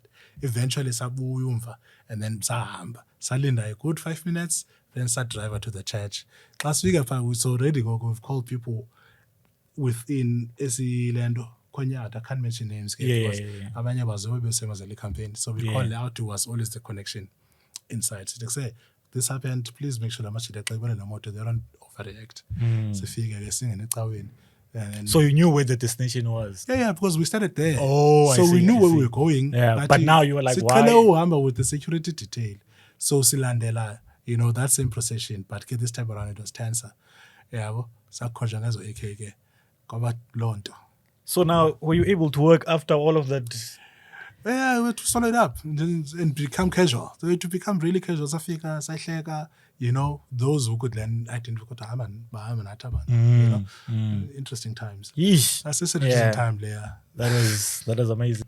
Let's talk about this team and then this picture. How does it feel to be hold on. Ayizuvela. I don't think so. All right. How does it feel to be the recipient of 5, what are these called? ProMax Awards. ProMax Awards. Yeah. I mean, credit to the people, man. What makes it really cool for me is the fact that it's a different world.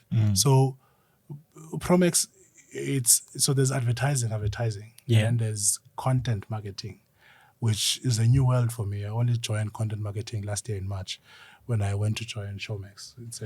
We've got an internal marketing studio buyer, and our job is to market the content or the platform and the content that's on the platform.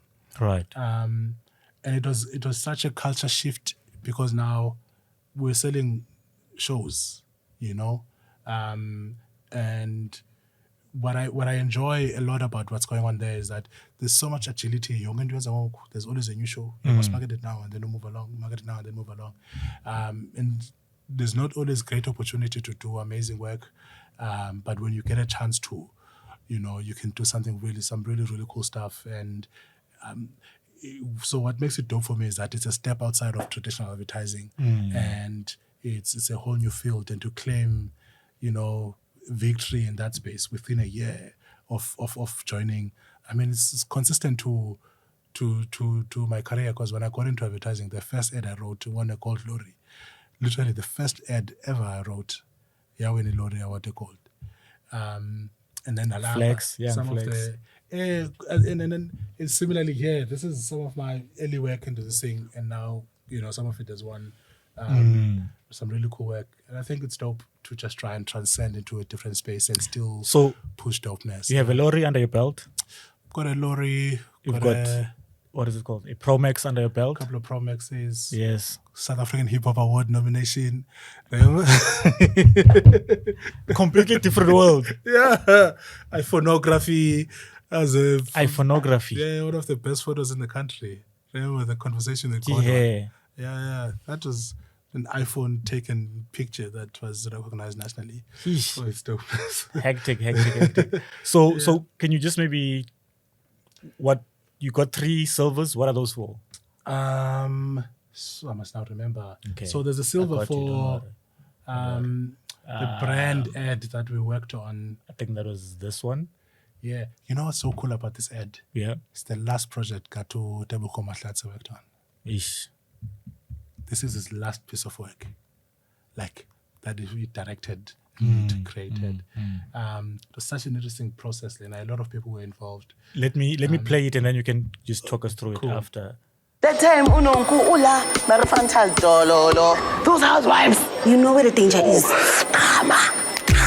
king of the north, horses charging at this man. Yeah, bruh, gang dragons in the lug. This one dragon open his beak on some. Hey, nah. He started us, bro. That used to go flatten the stock market like a flapjack. He literally started the whole country, bro. I check him, I clock him straight one time. Mosadi o le atla a fetola Krugersdorp into Devilsdorp. Mfa hi. Nimbonile sasa vele ke mina izona. Asika ba tifela ka thusikita manje. Ngishona nesibakanyeka iyenza. Mngano. The clove scene on the white. Clove guy. Uputomdan definitely understood the assignment. Hey. Hi. Uputomdan. Makeba. Hi. No one tells a story like a local. Showmax, Africa's original streaming service. Yeah, such a cool ad. Yeah, so this one got silver. Yeah. It's here somewhere. Yeah, got silver for best brand. The ProMax, they are an industry award show, and it's not just like, it's a global content marketing awards showcase. So it's essentially, the Oscars of content marketing, and then the ProMax Africa then becomes the African equivalent of that. Yeah. Continental equivalent. So this year we bagged a couple of awards. So I think the company bagged 5 altogether, 2 5 golds and 3 silvers. Yeah. But I was mainly involved in 3 of those projects, which one became gold and 2 silvers. Let's start with let's save the gold for last, because the gold is also like a documentary. I was like, this is fire. I think we played. Oh, he said. Yeah, we played it. We played this. Okay. So I think the dope thing about this one, and I think a lot of people were involved in it. There's because when you do a brand ad, it maybe it's like a once a year thing. So a bunch of creatives are involved, bunch of people. So I have to shout out Showmax. Yeah. So it's open to the studio, and everyone contributes, and everyone plays a part. So I must definitely shout out people. There's Sfiso, TK, Karabo. Karabo is my art director. So like with the 4 main creatives on this thing, Sfiso and Karabo art directors, TK and myself are copywriters. Phil was our creative director, ECD, essentially. Lindy Ware, I work with Lindy Wehani, Chris and his daughter. She's like the marketing lead on this project. And a bunch of other people, Beth on production, and definitely the late Tebuko Mahlatsi. It was such a pleasure to kind of work with him on this creation. And I think the essence of what this was about, we wanted to, because Showmax is the original streaming services, the first one that's South African or African, or at least to the scale that Showmax that it's in, because it's at the same level as Netflix, Disney Plus, Prime, and every one of them. But we needed to own our Africanness, and we spoke of Africanisms and Africanish. How Netflix does African stuff, even in their shows. Like when you see a Texas scene in a Netflix show, it's weird because it takes like Tolanga. But in South Africa, but with the wife, it takes a before you. Like little things like that. Yeah. So we started realizing there's a particular way that we do Africa, and it comes from a perspective of a local. And even the culture of storytelling that we have, it's unique. We're animated. We know how to put ourselves as if we were there, So the premise of this ad became that, no one tells a story like a local, but then we get local people to talk about shows that are on Showmax, but they talk about them as if it's a thing against extra-20 zol. You know what I mean? There's that understanding, because that's how we tell stories. And that's one thing I learned from Utebuko. And the bomb production thing altogether, because it's such a fascinating thing. Sure. Is that how do you make people care about a normal person that they walk past every day? It's his speciality as a storyteller, and that's why he was able to create characters like Bobo and Sticks, like Popeye and Spinach on Zone 14. So the premise of this ad was saying, let's look at ordinary South Africans, but put them in conversations where they make you interested in what they're talking about. So the cops having lunch, but you kunya, the French frontal. So even the language, my favorite thing was writing the lines, because now you could talk about the frontal. Those who know what the frontal is know what the frontal is, but because it's not called, it's a lace front. In formal speak, but the frontal good. Do you know what I mean? Intensely high. When you speak of, we don't like stressor. High, but blood pressure but there's a South African way of expressing and talking about things and telling stories, and then we bring it back to the brand because they're talking about shows that they're watching on Showmax, but in a perspective that is innately local, even if those shows are not South African. So when they talk about Game of Thrones, like the dinosaur, the dragon, such a South African thing, in how we kind of express that conversation. Even the soccer thing, CR17, CR7, that sort of vibe. So it's really cool way of expressing or showcasing that we get South Africans, we get how they speak, how they exist, how they tell stories. And that's why we're the best place to find South African stories or stories that relate to Africanness as well. So that's been the premise of that spot. And it came together so beautifully, and a lot of people came in and put in their hands in it. That's the beauty of creativity in an advertising context, is that as a painter, it's you and your canvas alone.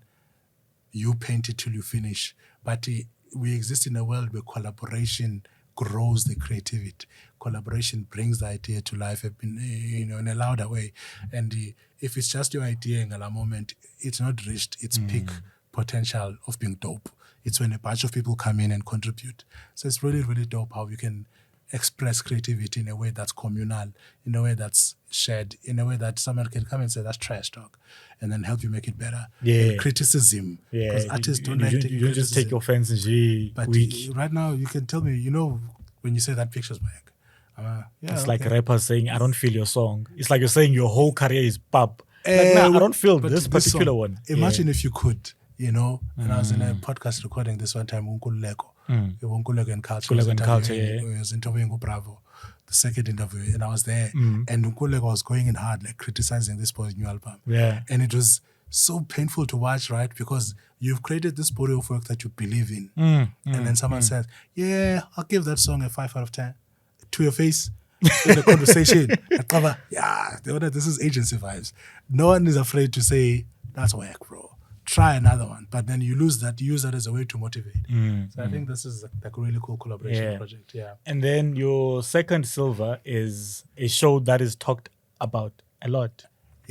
Like, hey, I haven't watched it, but I hear it's so. Let me play it and then you can just talk us through it. Sure, my gents. So a entrepreneur, a ginza, a toy boy, and a family man walk into a room. Otolani, what do you get? The Showmax original, Adulting. Injalo. And to market this brand new series, we had to create some serious hype on social media and get people talking. Niyazi we live in a world with stories that focus on women's friendships. So we introduced Mzansi to the bromance of the decade. You have? We started by profiling each character to help our audience to know Amagents and their role within their friendship, helping us to get fans to relate these personalities to the friends in their own crews. Then, we set the tone for what viewers can expect with Mjita's Guide to Surviving Adulting, using the storyline to drive relatability and create a connection with viewers. We then collaborated with iSkeem from South Africa's most popular podcast on YouTube, Podcast and Chill. Then I also caught up on Adulting. Hey man, that shit just keeps getting better and better, man. To discuss all things bromance over a series of weeks. We launched a red flag, green flag debate that ran on both the podcast. Is it a red flag of her to cheat back? And our social platforms, discussing our relationship warning signs and encouraging our audience to. We leveraged the already popular Indata Must conversation around what women felt Amajita should do, but put an adulting spin on it. We flipped things around to share the guy's perspective, opening up discussions from more light-hearted topics to deeper ones around expectations and social pressures. We discussed the bro code, leveraging off the consistent conversation around the often vague and complicated rules that govern friendships Zama Jimbos. Throughout the campaign, we spoke to our audience as if they were part of the adulting crew. We engaged with them, listened, laughed with them, asked for their input, and celebrated their fan art. The results spoke for themselves. The campaign not only got people to show up in social spaces, but for episode 1, 2, and boy, did they show up. Released in March 2023, Adulting set a record for the most first-day views on Showmax of any drama series. The Adulting Showmax social media campaign succeeded in building a powerful fan base for the show, driving high engagement levels and reaching audiences as far as Nigeria, Kenya, the US, and even India.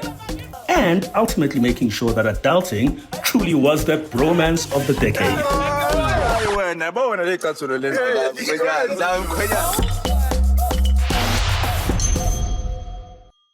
I knew this was not a coincidence. There's no way they can talk about the same show every week. There's no way.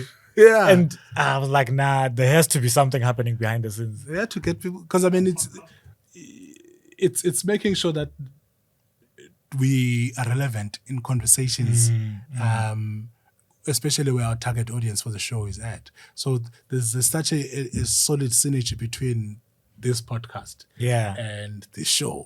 Because, you know, we is like, like, you know, wonk. But I think what we were blessed with was a solid storyline that I guess was very necessary for our audience at the time. Yeah. When we are saying, Guti, the relationship that we share as Amauti is something that, you know, is interesting to experience. And there's been a curiosity from women to understand what goes on. Boys' night, you know, they're always keen to find out what's going on. So the show was lending that. And in order to then create the conversations, we started creating these themes. So Indodamas is a serious subject on social media. And then we take it and put it in the context of the show and take scenes and say, we're compelled to make a plan. So Indoda must always make a plan. That becomes a thing. Then we show examples of. But then we start conversation, you know, talk to us about the one time where you had to, you know, details or something out of the blue. And it could be from anything as serious to hustling for a marriage interview or to knocking at a neighbor or a condom in the middle of the night. These are things that we've all gone through, or lived experiences that people can relate to. So how do we create that conversation around those themes and relatability to bring back attention to the show? So I think that's the essence of what this award was about, is how do we make sure we stay top of mind in the conversation, not just by relying on the show, but triggering conversations and themes and, you know, content that lends, you know, that understanding. Yeah. And then there was a young flex on Facebook. I think you were shooting a promo for the next season. And then you were there talking to that guy, and the guy's looking at you like, and then you said some like, it's some cool punchline-y. Because I mean, I wouldn't say we're homies, but you know, there's such a cool cast. Because the thing was nice about at least the three of them is that it was mainly their first gig, and a bunch of the other ladies as well. And they are Sikalelwa, who played Natasha, who is an actress from Kailicha, you know, and so we know each other from here. And then we meet in Joburg randomly this one time. Kanti, she's shooting the show, Kanti, I'm marketing the show, you know. But then we create this nice relationship amongst each other. These cats, they were not friends, they were casted lamachit. But when you see them, you feel like they've been best friends outside of the show for years. So there's an organic, dope energy and vibe around it. So when you sit and talk, like on social media, like when you text now, so I've always been, since the first season, because you know me and ideas, so if I've got an idea for you, it's like nigga. So there's nigga ideas. Like, say, you know what you could do? I was telling that place to land, that place to Eric.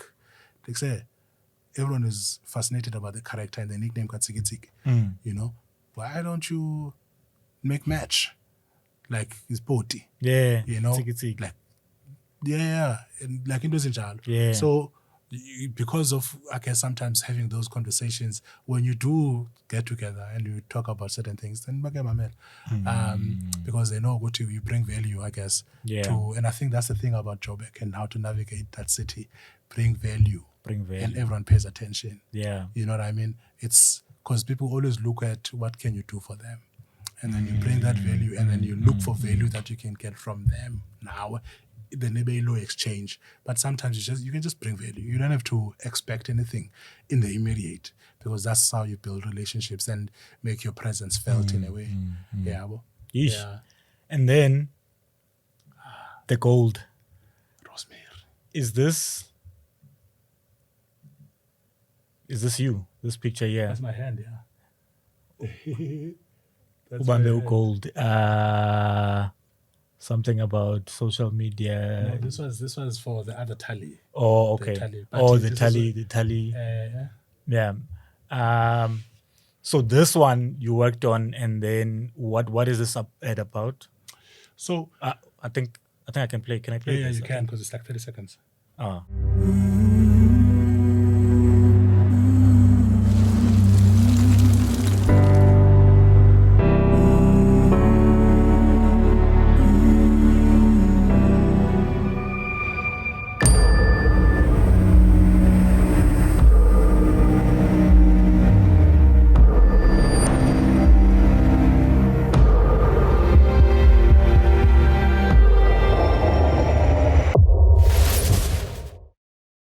Tisani Fanyaki.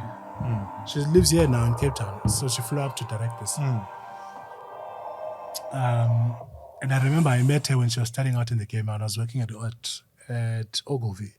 And she came to present this concept of a miniseries, which is also one of my favorite names of it. So after all things of that nature, here is another one, PMYK. She called it. It was an online series, people you may know. Pago Facebook. Okay. So she had a miniseries that she was selling, but she wanted to run. This is now streaming era. Yeah. But she was creating a series that is going to live online, and that's when I met her. What I forgot the name. I just forgot the name now. So it's tricky marketing documentaries, because it's such a sensitive, especially documentaries based like this, on a true story, and it's not just any subject. Family members. It's a touchy subject. So it came from a time when we were trying to brainstorm taglines, for the show. So we came up with the name, right? Rosemary's Hitlist. Oh, okay. So we come up with show names and the taglines and all of those things. So quick detour. Yeah. Did you get the script, the brief? What is it called? Yeah, we got a rundown of what the documentary is about. Yeah. Oh, okay. And then the proposed title was Murder by One Rosemary in Love. So it's very long. So we're like, Rosemary's Hitlist. Because it was like she was targeting family members and killing them one by one. Yeah. Just to claim insurance man. So we're realizing that a bunch of the taglines were coming with, we're kind of feeling insensitive. One of the ones that we stuck around on was their death was her payday. And that's what informed the creation of this video as a concept. And Sati Norman, we just try and make a video simple. I always say it's simple. Beth is our producer. Ati Mawizi. You always come with this because it was simple, but the cinematography expectation. I remember for Outlaws, there's a video that we proposed. It was as simple as someone riding a horse, a couple in ngengoma. And then suddenly hearing sounds of Range Rovers and all these off-road cars is about leg, and then having to rush and being anxious because then the show is about stealing livestock and the fact that Abasoto are known to sing to animals, that sort of but it don't. It's simple in concept, but expensive to shoot because you need horses, you need cows, you need production is expensive. So here, same thing. We are at a graveyard. You can see that it's been another funeral. So now she's a chief mourner. So it's not even a face. We had to find a lookalike, someone that gets similar. It's funny because she looks like Balagambeta, this woman in my eyes, but she's similar features to Rosemary. Yeah. But the idea is how this the sadness of a funeral. Think of those ads or Desmond Dube. Sia Tutuza. It's literally playing into that sombre kind of, sadness. But then you start hearing these SMS notifications. And Abandu, what many people don't notice here is that this is shot from smile. No, before the smile. An SMS and then give a background shot. Abantu behamba away. But then you get the second SMS, and then there's fewer people, but now kukhona ingqamlezo. Oh, really? Yeah, played. So kukho abantu bambhabhayisayo. Yeah, but this is family. Yeah.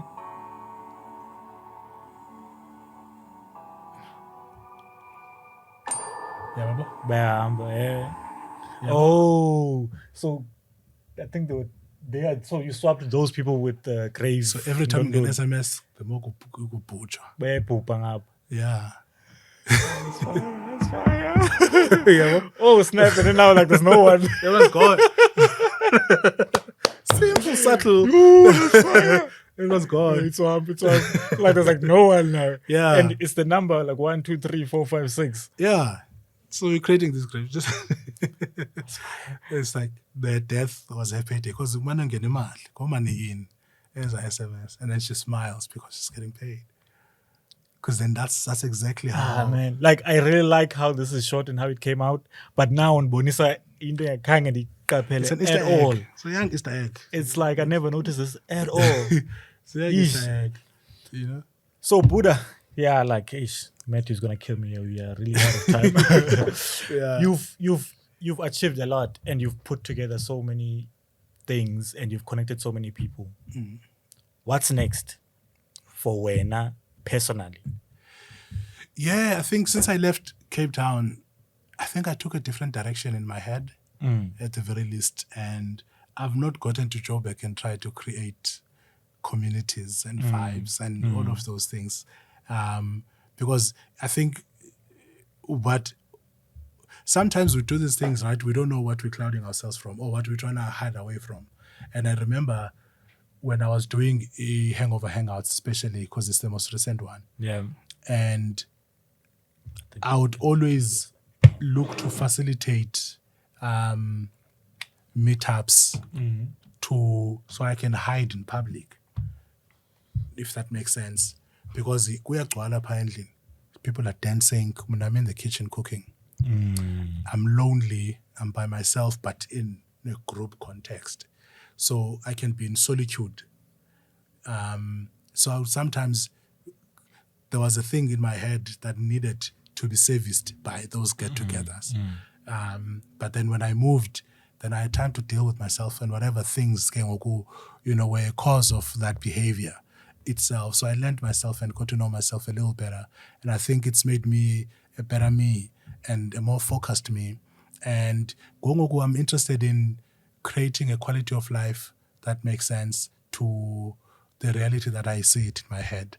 And I think as a creative, the natural trajectory is going up and becoming an ECT, but I don't know how much of that I'm interested in. And I want to try new things.